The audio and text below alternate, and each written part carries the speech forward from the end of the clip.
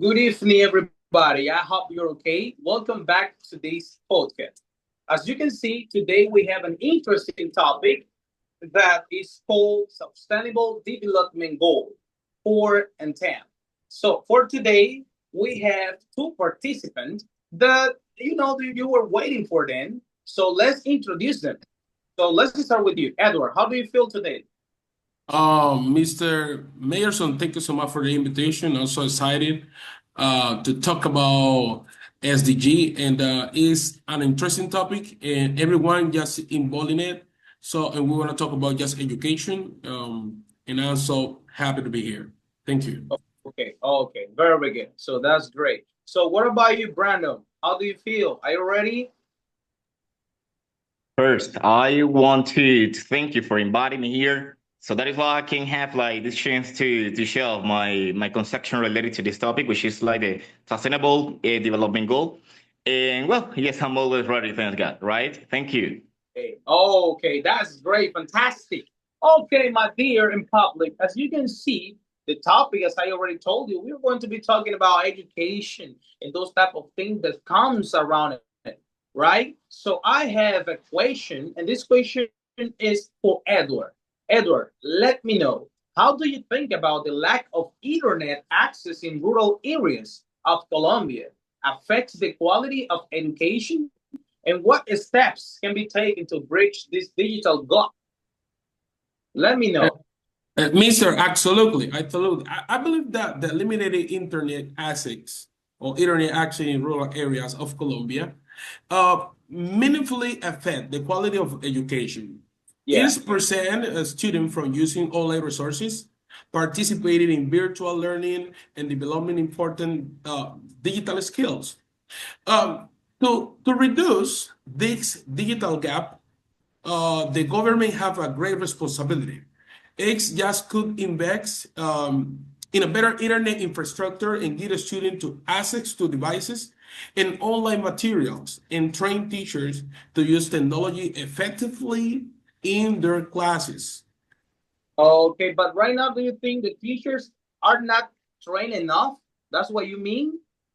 Yeah, absolutely. Because there are some teachers who have a long experience teaching in different subjects, but they not just adapted to new technologies. So we need to have a mingle. We need to um, take that information and put it in practice in our classes, in our learning environment. Okay, Edward. Thank you for that excellent response. Okay, so now let's go with Brandon. Brandon, I have a question for you. Taking into account that we has vastly improved our research about racism in education, so I want you to answer this question.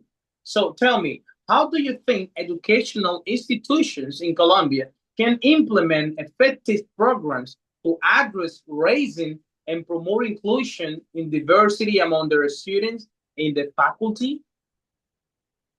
All right. So I get that. Before reaching the question with my answer, first is like we must grasp what's the meaning of sustainable development goal, the number 10, and as well, which is like the purpose of that. Because we know that the number 10 its main purpose is to reduce the inequality among the different countries, ensuring that everyone, regardless the age, gender, disability, the race, ethnicity, origin, or the religion, and among other differences that people have, we all can have like equal opportunities. As well, one of the points that we have there is like the reduction of income inequality, like the promotion of inclusion, ensuring equal opportunity, the facilitation for the migration, and among other points. And now, as we know, Colombia is suffering, or for a long time, has been suffering for the like exclusions, not only with the student but also with users. That's why it's like because of that, one of some solution that I consider can be right for this is like the SDG focuses on reducing inequalities. We have like the promotion of inclusive in the curriculum, like including Afro-Colombian, indigenous, and multicultural perspective.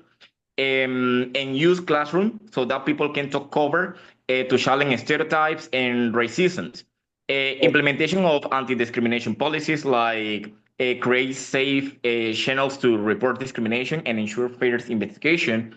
Training and awareness programs like encouraging open dialogues about racial and cultural differences, equal access to opportunities, so that we can ensure, we can provide scholarships programs for different kind of groups, independent, regardless the background. And last but not least, we have like the partnerships, okay, with the community.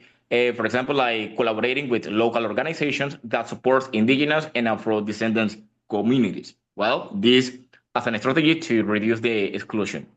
Okay, Mason, thank you for that excellent response. You know that that's the thing to create an impact for our society.